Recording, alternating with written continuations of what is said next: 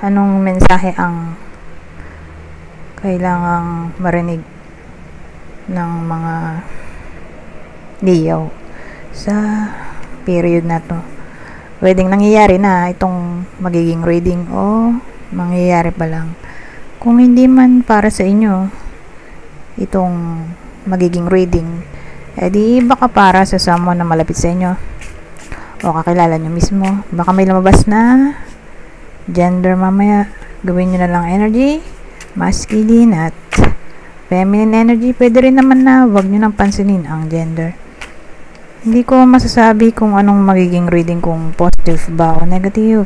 Depende sa kung anong mapipick up kong energy. Walang masama kung papanoorin ang sun, moon at rising sign, kasi baka alin man sa mga yan ay mag-resonate na sa sitwasyon nyo.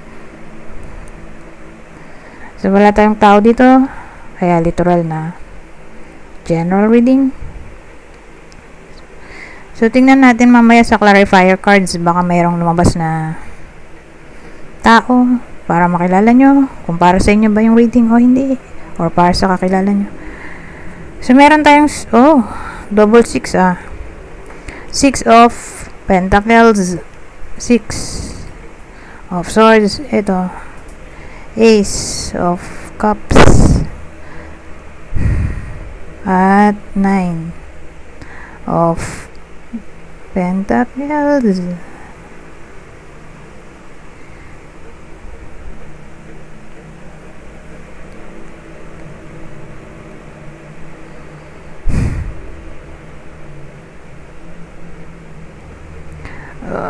Well, ang dating sa akin, para to sa single.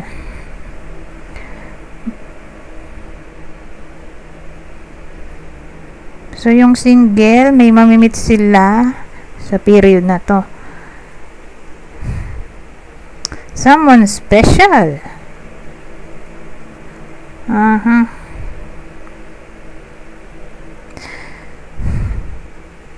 So ang dating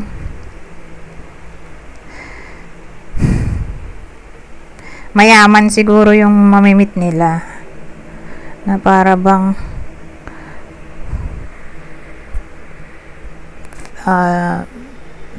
feeling special kasi, or parang somewhat contented sila, na parang feeling lucky. Tingin ko yung mamimit nila ay may trabaho, maganda trabaho.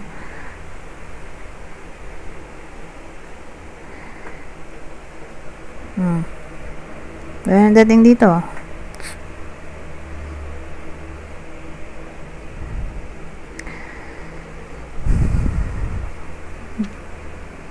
ngayon, kung in relationship yung nanonood, sabihin nating boring ng relasyon nowadays,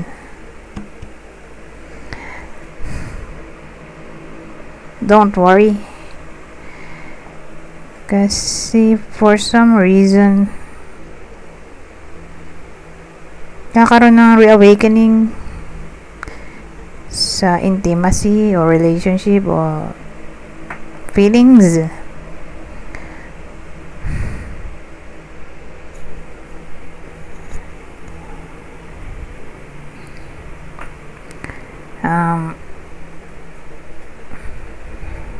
May gift na matatanggap ang iba sa inyo sa kanilang partner kung in a relationship.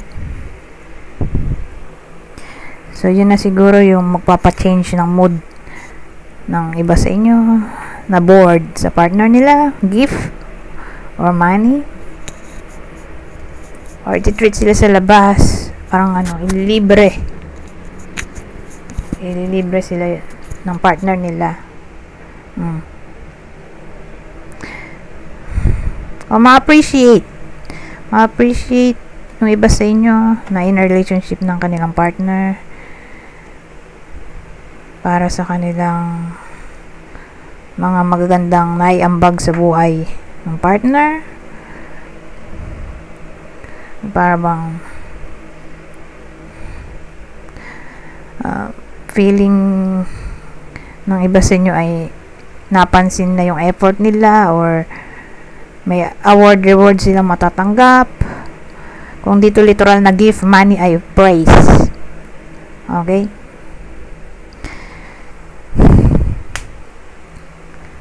So, in a relationship, relationship reading.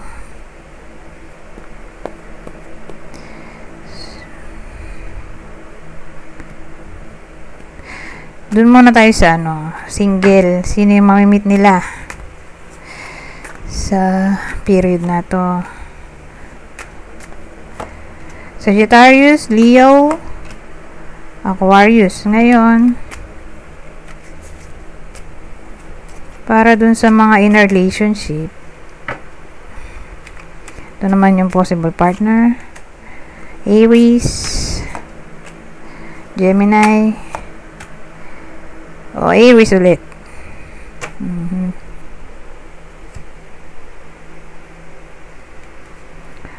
Mabilis yung reading natin dito. Dahil dyan, kuha tayo ng ibang deck. Tabi ko na to. Itong mga ginamit ko.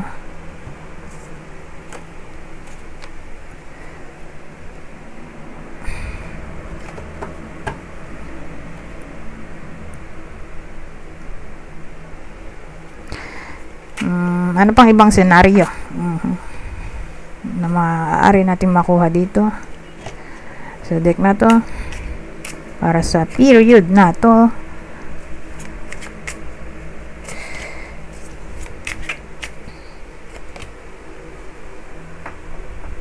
Baliktad sila maliban dito. Buti na lang.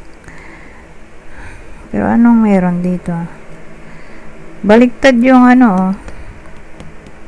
Chariot. Anyari, ito. Baliktad din yung Two of Swords. Ito.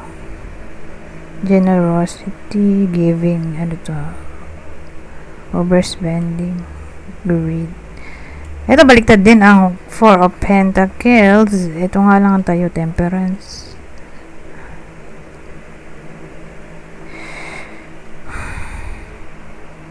Ano kaya meron dito sa Chariot? Bakit siya bumaliktad?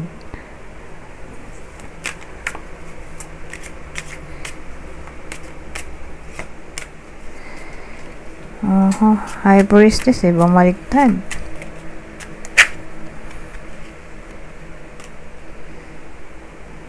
Eight of Wands.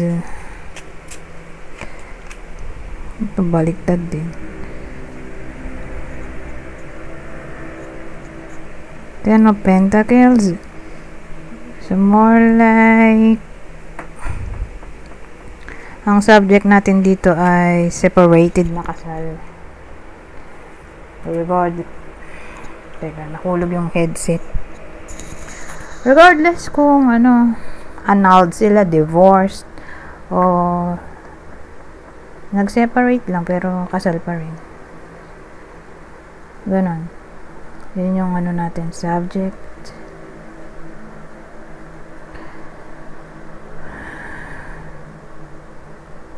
Anong meron? Baliktad yung Chariot.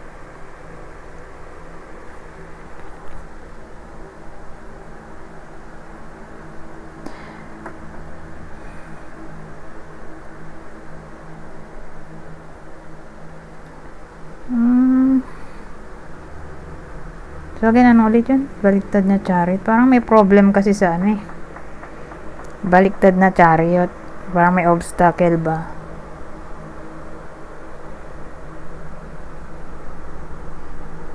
Kaya nandito naman itong High Priestess natin.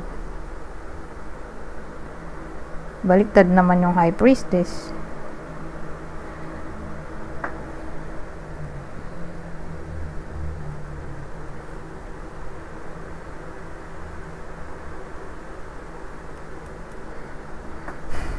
So more like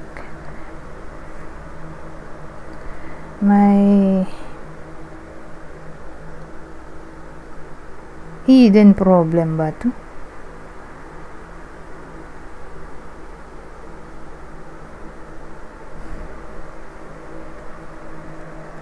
May nagbabadya or baka nangyayari na to. Na may someone na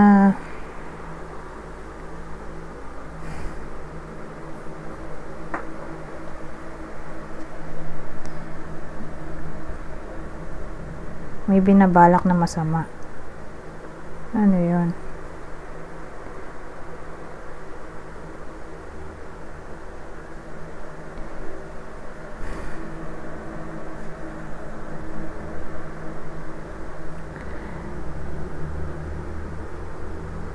So again, ang weird nung nakuha kong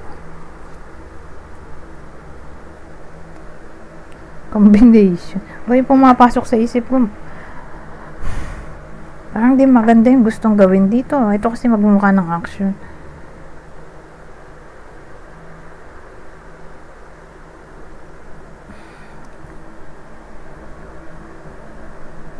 Maganda kung i-clarify natin to gamit ang ibang deck kasi parang nakukulangan ako sa information.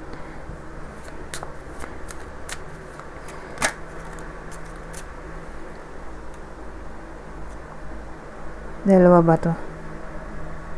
O isa. Isa lang.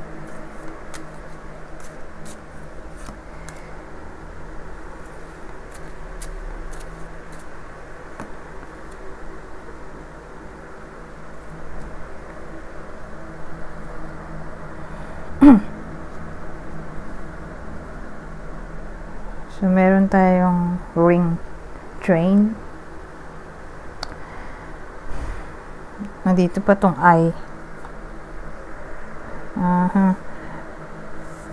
Parang may nagmamasid. Kasi may eye tayo eh.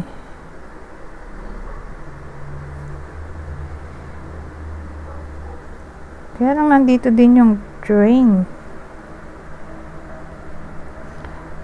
Na may kinalaman sa traveling.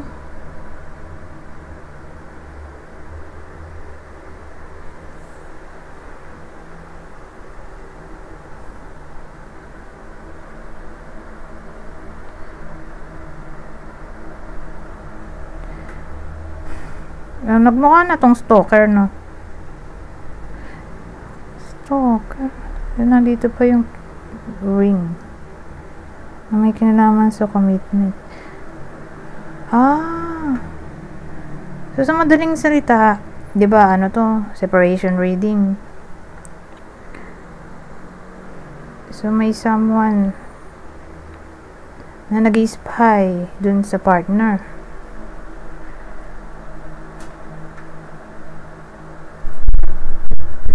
May train kasi eh, so probably dumadayo pa siya para mag-spy.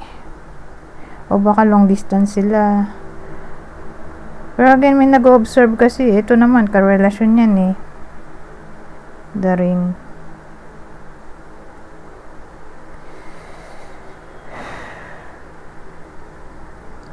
Baka hindi siya makamove on. O pwede rin daw itong ano eh.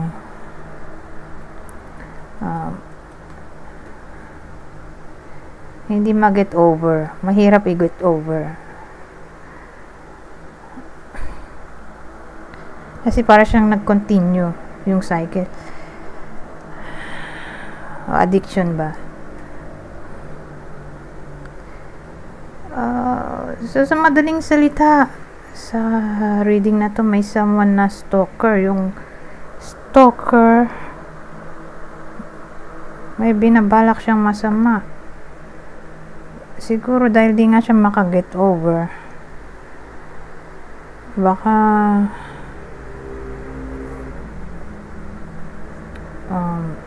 gusto niya mag-revenge. Kasi may impulsivity tayo dito. Kasi ito naman, baliktad yung chariot. Opposition, sabi dito. Parang galit siya. Hindi sila in good terms.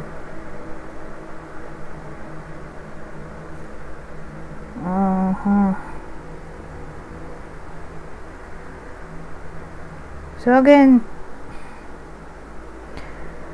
ang tatamaan lang ng reading na to yung kasal na separated, divorced o annulled.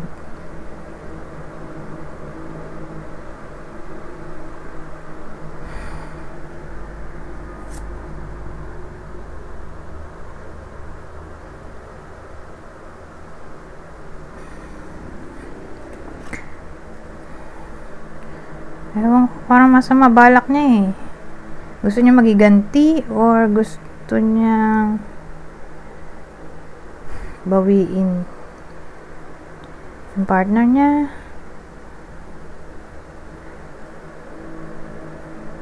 O nagsiselos kasi lagi siya tumitingin oh. So again, kung hiwalay na nowadays, lalo't alam ng iba sa inyo na hindi sila in good terms or hindi maganda yung hiwalay nila, may someone na nag-i-spy dito. So again, ang isa pa nating clue, long distance sila kasi may ano dito, 8 of wands, ito drain.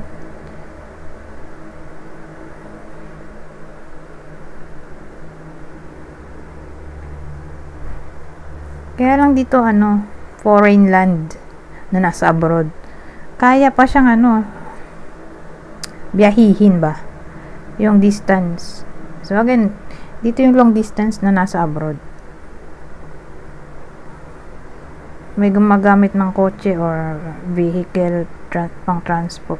Sa transportation. So yun yung clue natin.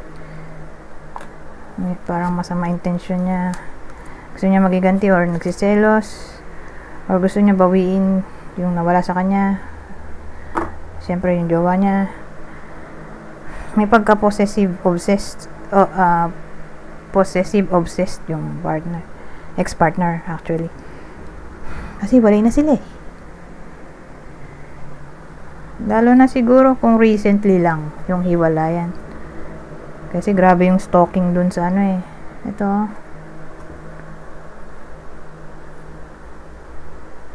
Ito kasi magmumukha rin tong mahirap mag-get over o addiction. So nagmukha siyang ang tawag dun, obsessed. Hindi maka-get over sa hiwalayan, lalo na nga kung recently lang or wala pang 1 year. Ngayon, dito pala tayo, hindi pa tayo naka-move on dito sa 2 of Swords. 18 minutes na to. Dito pa lang tayo sa Chariot. Itong 2 of Swords. Baliktad na 4 of Pentacles. Temperance. Teka, alisin ko lang tong mga ginamit kong card at nadidistract ako at magulo.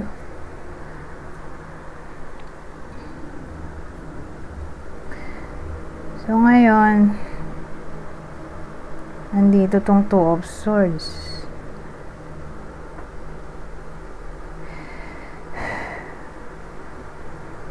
So ang dating sa akin, pero baliktad siya, no? Siya may pagka-pessimistic. May taong pessimistic, more like yung yung ex to. Yun nga lang, di ko masabi kung babae o lalaki yung energy na to. Walang lumabas na gender or tao. Basta sa mag-ex na to, may obsessed. Ito, papalo na to ng pessimism.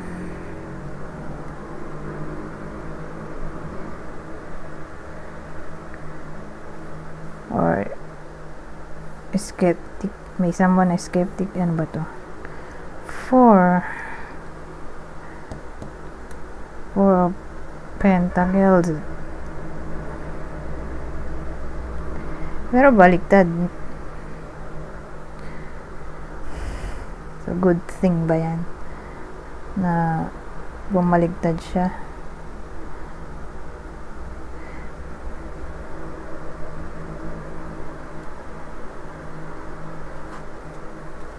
Ito kasi parang isa lang yung meaning, kaya lang ito naging OA. Ito gusto niyang mag-conserve ng money, in control siya para sa ikabubuti niya at ng malapit sa kanya. So, para sa future ba? Future na pangailangan, gusto niya meron siyang tabi, may nakasave siya na pera o gamit. Nagpupundar na ba siya? Ganun dating. Ito kasi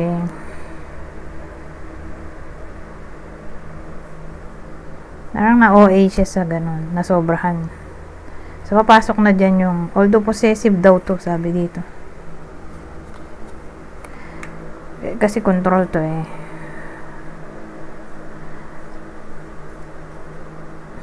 Sabagay, iba-iba naman kasi yung meaning base sa reader, pero ang dating sa akin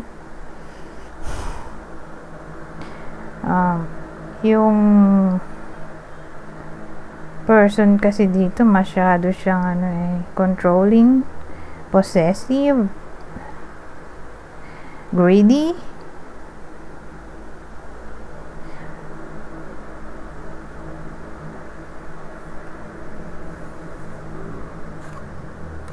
Pero ang maganda yung huli, temperance. So itong mga to, energy nung someone na parang obsessed nga.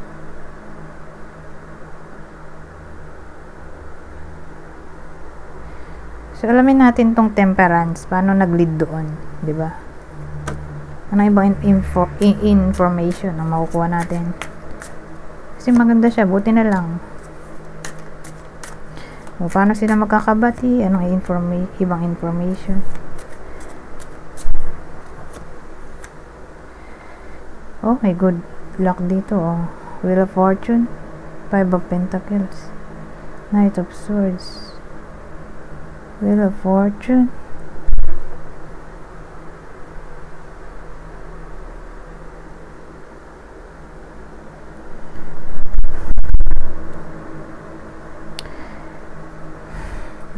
kasi titigil na yung tao sa ganung ginagawa niya pag-i-spy. Kasi temporary hardship to. So, more like plus ito. Titigil na siya sa ginagawa niya. May ginagawa niya yun, yung toxic na tao, na pessimistic. Kakalma ng utak niya.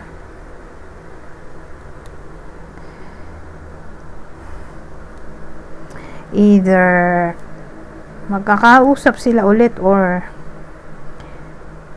magiging direct yung isa sa kanila sa gusto niyang mangyari. Either ayaw na niya talaga or gusto pa.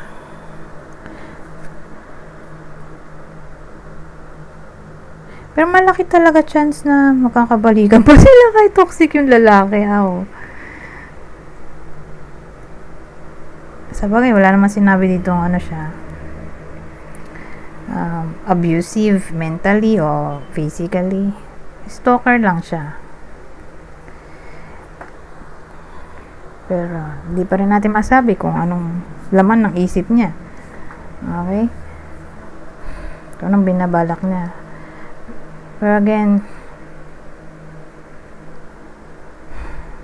malaki chance magkakabalikan pa sila. So siguro i-stalkin niya yung ex niya, tapos makikiusyoso sa mga common friends or mga kakilala na common, makikibalita.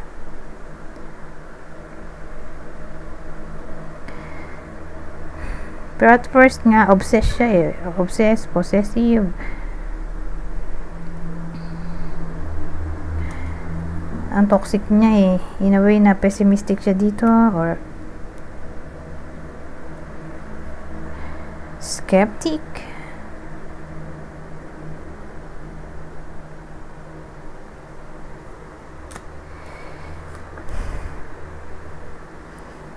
Ayaw niya ng iba, greedy siya dito.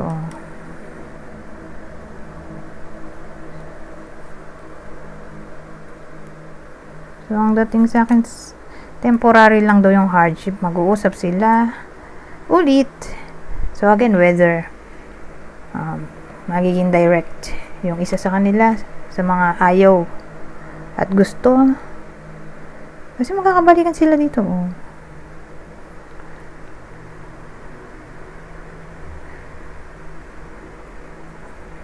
Pero nandito yung Wheel of Fortune, so change, good change kasi yan. Ay nandito pa yung Temperance, may kinalaman sa reconciliation.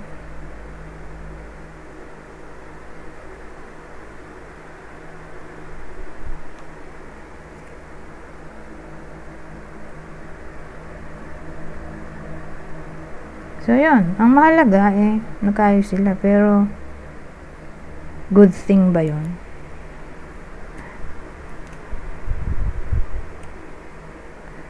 So again, ano to kasal. Pero divorce sila, annulled o di man annulled divorce ay separated.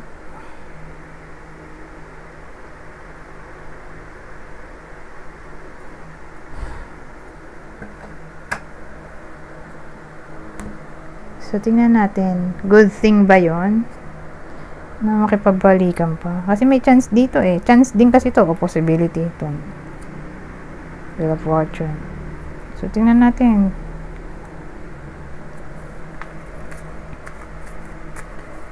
Kasi may chance nga Ang tanong, good thing ba yon? Yes or no? Ang pakikipagbalikan. So habang di pa nangyari, alam na natin, di ba, yung future. Kaysa yung makikipagbalikan tapos toxic na naman, di ba? Sayang lang effort. Maybe. Wala akong masabi. Maybe So, pag ganito, nasa ano na yan. Nasa discernment na ng bida. Kung pababalikin niya ba o hindi. Makinig na lang siya sa intuition niya, in short. Yan ang magiging guide niya. Kasi dito, wala tayong guide kasi sabi maybe. Ito, saka ganun, maybe sila pareho. Kasi lang namang, maybe, ano to? Yes or no, wala tayong sagot.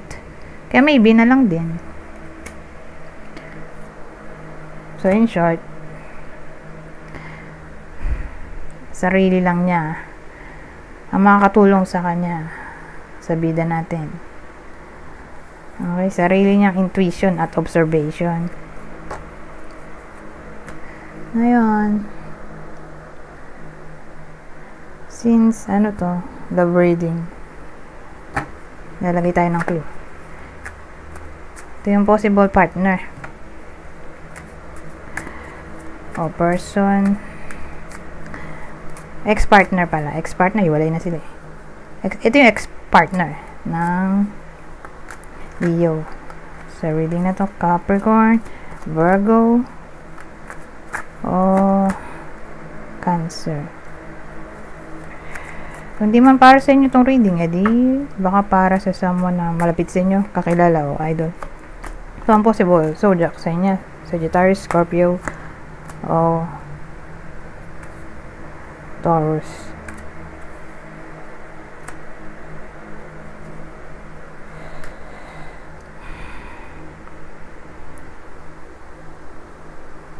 Ito nang last deck natin. Babasahin ko na lang tong part na to para mabilis. Kunin nyo lang yung info na sa tingin nyo fit sa sitwasyon nyo o sa kakilala nyo. General advice at prediction na to para sa period na to. Admire.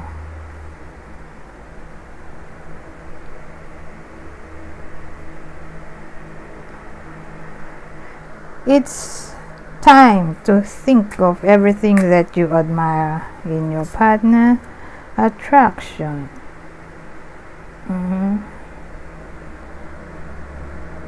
So sabi, divine soul counterpart. Attraction transcends superficiality. At ang huli, remarkable. Notice everything remarkable about your relationships. Anyways, hanggang dito na lang. Goodbye for now.